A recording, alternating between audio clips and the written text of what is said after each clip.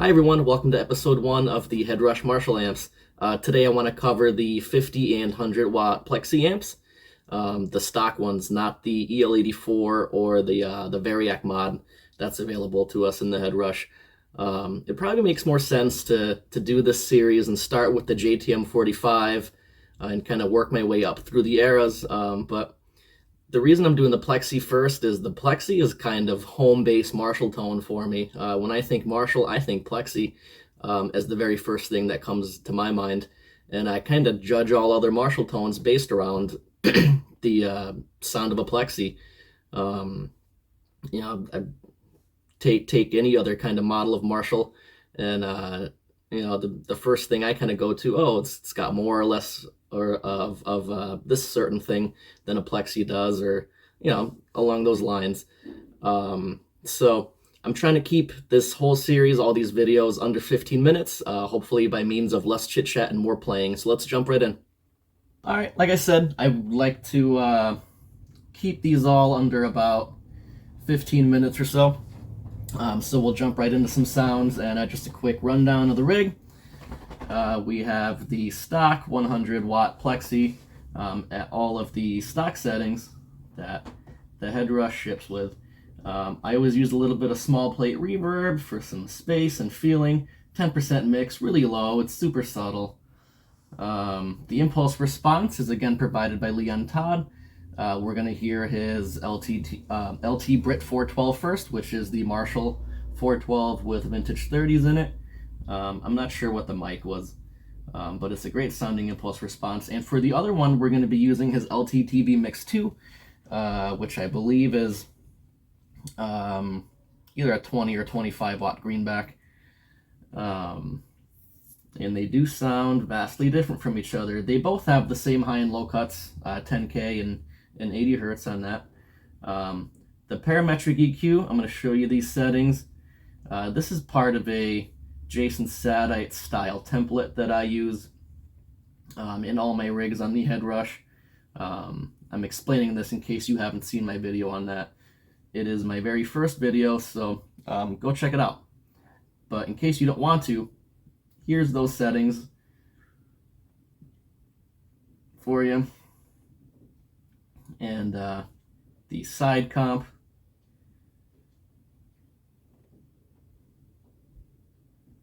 All right, and that's what I've got going on. I use this in all of my Headrush rigs, not because the Headrush requires it to sound good or anything. It's just what I do. I love the way Jason uses these tools on the Helix, and I found some Headrush equivalents that work for me. But there's a video on that, so enough about that stuff. Let's hear some sounds. So the Plexi at its stock settings, and that sounds like this.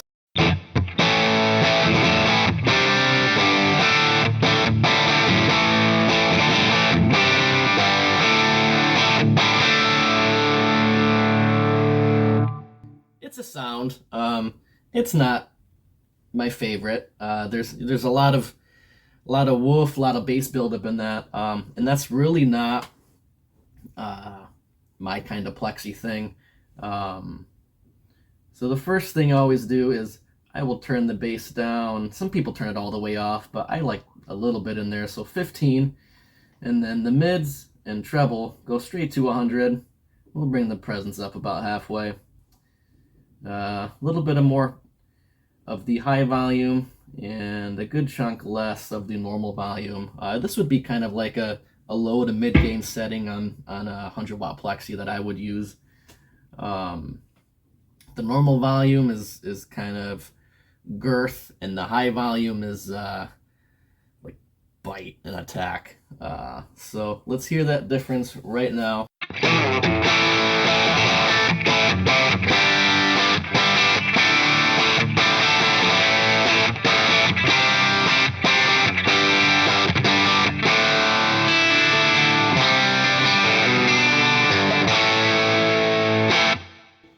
So a lot more clarity right in there, with that bass pulled out and the normal volume turned down a little bit, and a whole lot of added treble and mids. This is kind of where the Plexi thing thrives, in my opinion.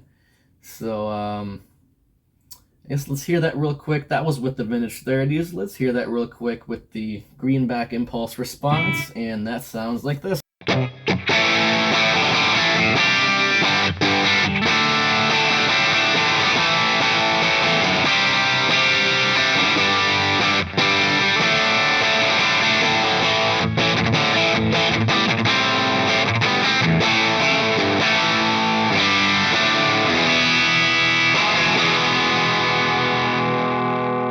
Right, that sounds awesome. Greenback is pulling the bass back even a little bit more, tightening things up even more so than vintage 30s, and I think the high end kind of smooths out a little bit with greenbacks. I like both. I personally use only vintage 30 impulse responses when I play live. We'll do that. We'll cover why in another video sometime. But greenbacks will work just fine for you. Let's go back to the vintage 30s here. Kind of want to get into some, well, let's boost this sound real quick, right? Let's hear that with a tube screamer in front. See those settings, pretty light. Well, a lot of level, that's not light. But not a whole lot of drive going on, and that sounds like this.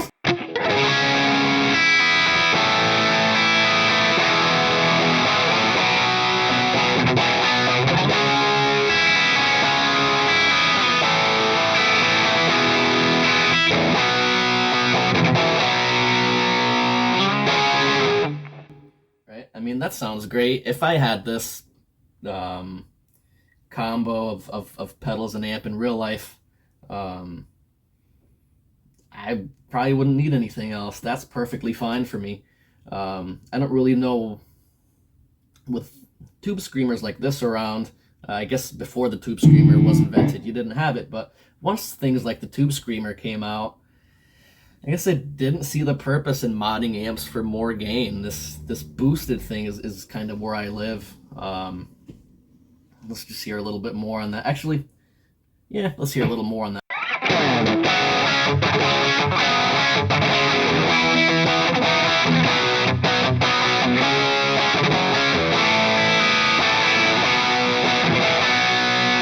Let's compare that to boosting it with like the Klon.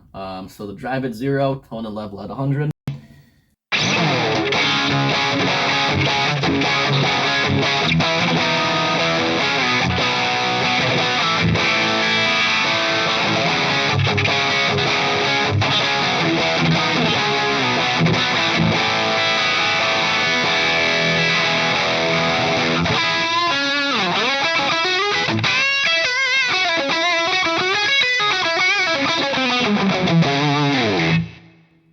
That sounds awesome. You can hear the difference between the tube screamer and the Klon drive. I think Headrush did this one really well. The Klon kind of has that smoother cue, whereas the tube screamer kind of does more of a this right in the mids, and the Klon is just a little bit. You can hear there was a lot more bass left intact in that sound. I definitely like the Klon better if I was just like boosting for rhythm. For leads, the tube screamer is still my weapon of choice. Let's hear some lead stuff at these settings. So here's my delay. I'm using the dynamic delay, 300 milliseconds, 15, 20. And check your low and high cut in that setting. That's really important. Bright delays tend to topple over each other if you're doing kind of like classic rock or metal and hair metal kind of solos. So we'll turn that on. Then the graphic EQ is my typical solo boost, taking a little bit of more lows out and adding some low mid and a whole lot of mid and high mid with that, and then just 2 decibels of pure volume without any EQing involved. So let's hear what that sounds like.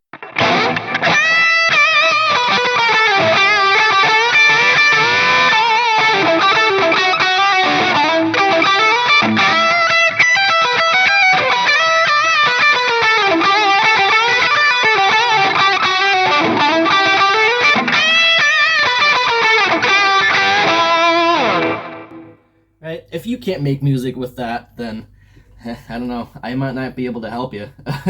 You might just be too too special. And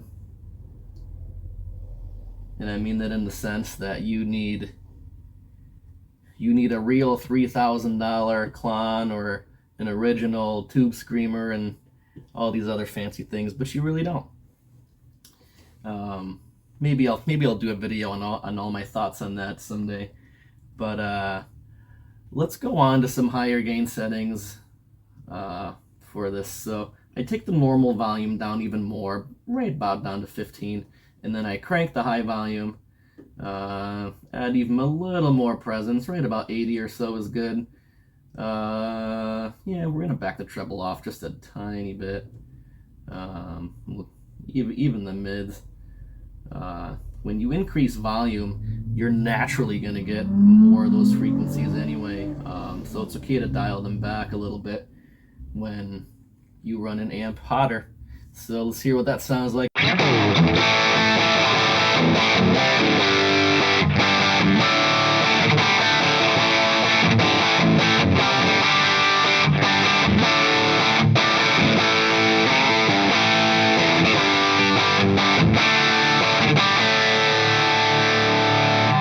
That is how I would use that for my band. That is very appropriate for my band. Let's hear that boosted. Right?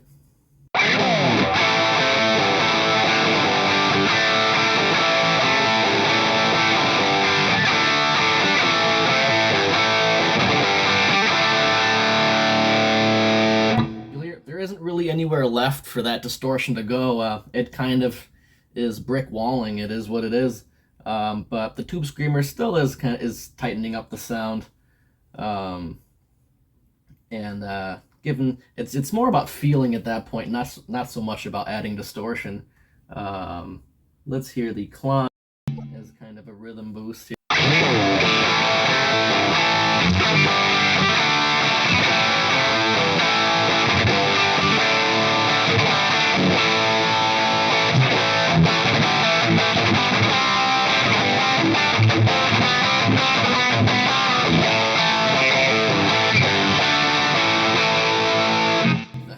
I would definitely use that as a rhythm boost, and stick to the Tube Screamer for lead stuff.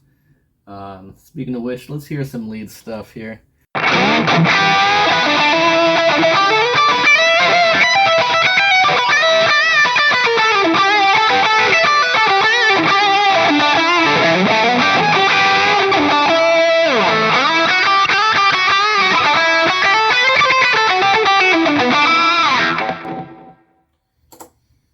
Great sound. What more do you need, right?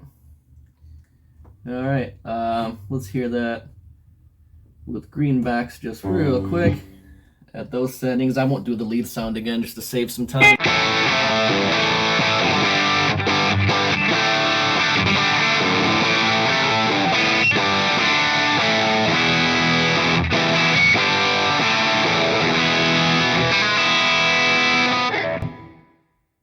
Hear how that still cleans up just a little bit. Not like with the mid-gain settings, but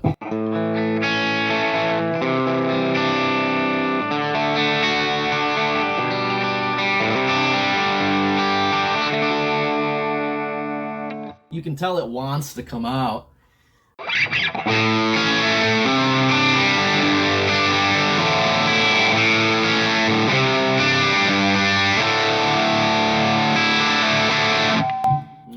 So you've heard that, and now I want to quickly show you the 50 watt head.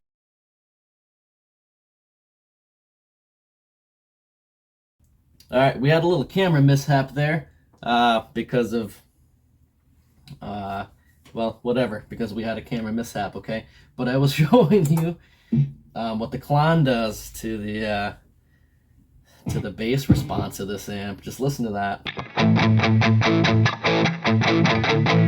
That's without it. Here's the Klon on again.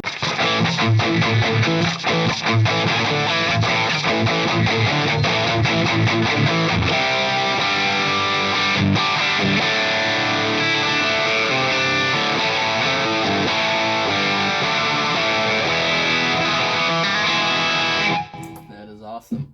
All right. Well, I think you get the idea. Let's just move on to the,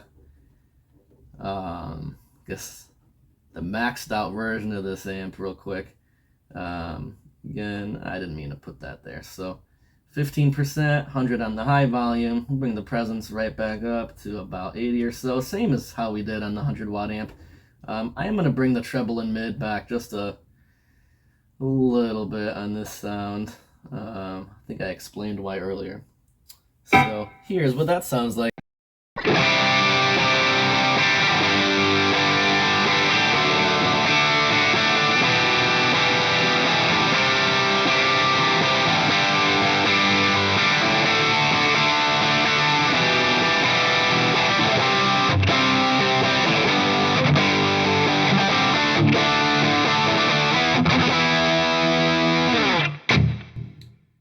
That's great. I mean, I would use that for almost anything, right? That is just a great pop tone. I would even say like indie music. It's not my thing, but it's there. Maybe it is a little bit too distorted for the indie stuff. I guess that's more Vox territory.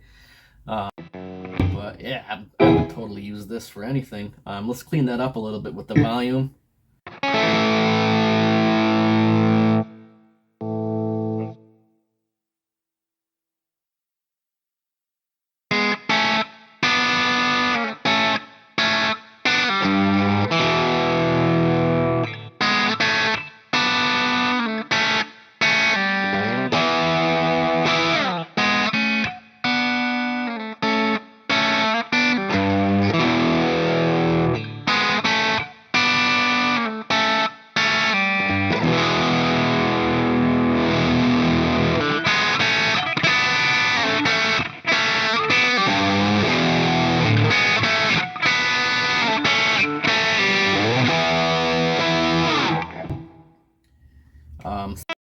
That was just showing you cleaning up the amp with the guitar volume there.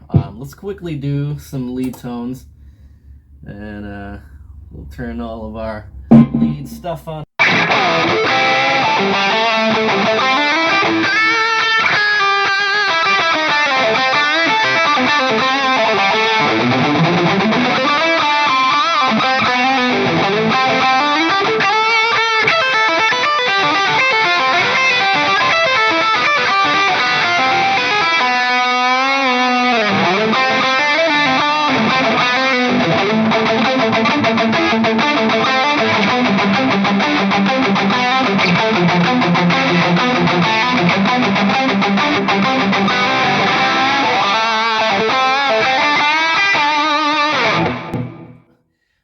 Yeah, that's great. I would totally use that sound in my band. I